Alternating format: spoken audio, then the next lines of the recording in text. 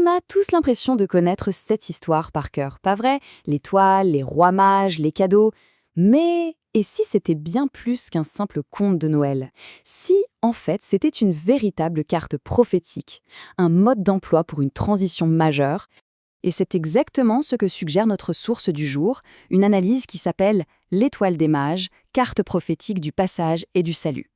Et l'idée centrale, c'est que cette petite histoire en apparence si simple, eh bien, elle contient tout, vraiment tout. Le signe, le chemin à prendre, le danger qu'il faut éviter, le choix décisif et bien sûr, le résultat final. Allez, on plonge dedans.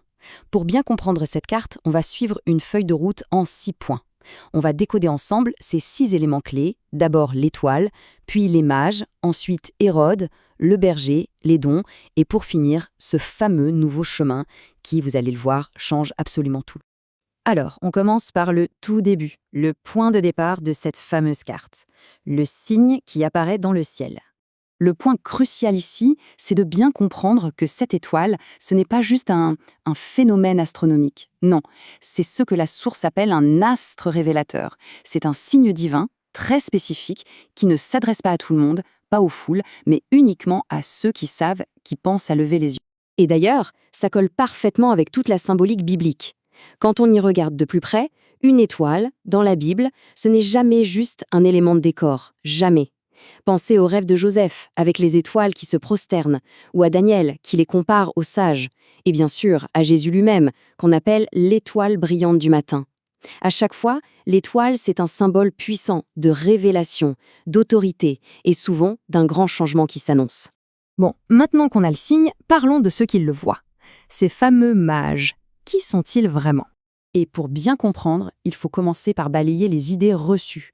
La source est très claire là-dessus. Ce ne sont pas des rois, avec leur pouvoir politique, ce ne sont pas des prêtres, ni des chefs militaires, et, point très important, ils ne font pas partie de la foule. Alors, s'ils ne sont rien de tout ça, qui sont-ils? Eh bien, ce sont des sages, des veilleurs, des gens qui lisent le ciel. Ce qui est fascinant, c'est ce mélange, cette fusion entre une observation quasi scientifique et une démarche spirituelle. Eux, ils n'attendent pas qu'on vienne les convaincre. Non, ils voient un signe, ils discernent ce qu'il veut dire, et hop, ils se mettent en route. Ils sont vraiment le modèle parfait du veilleur actif. Mais voilà, dès qu'une lumière nouvelle apparaît, il y a toujours une ombre qui réagit.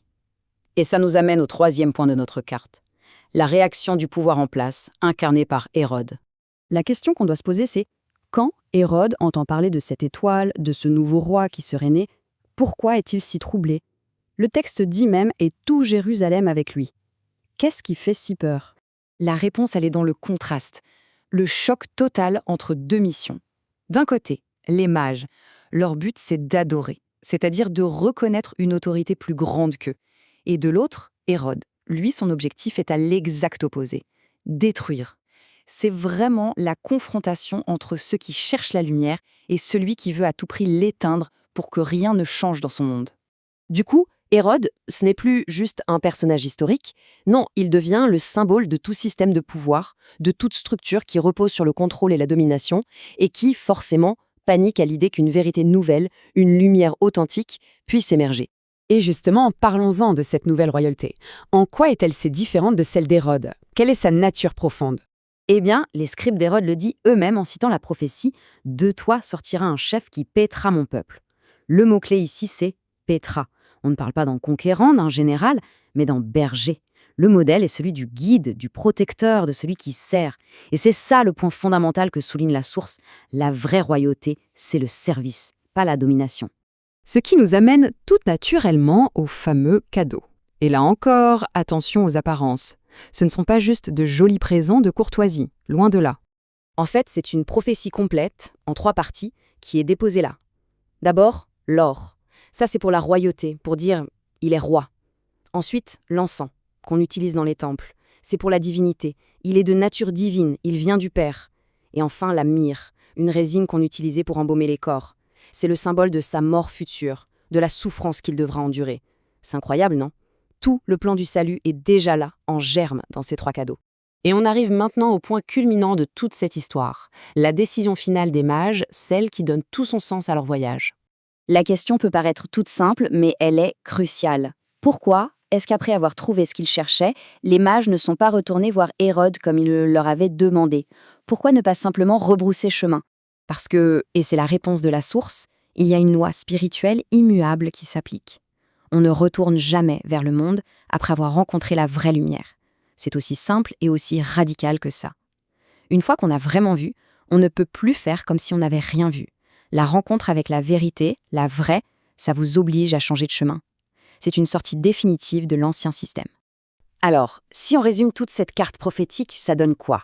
L'étoile, c'est le grand signe dans le ciel qui annonce un basculement. Les mages, ce sont ceux qui sont capables de lire ces signes. Le berger, c'est le nouveau modèle de leadership. Hérode, c'est l'ancien monde qui panique à l'approche de la lumière.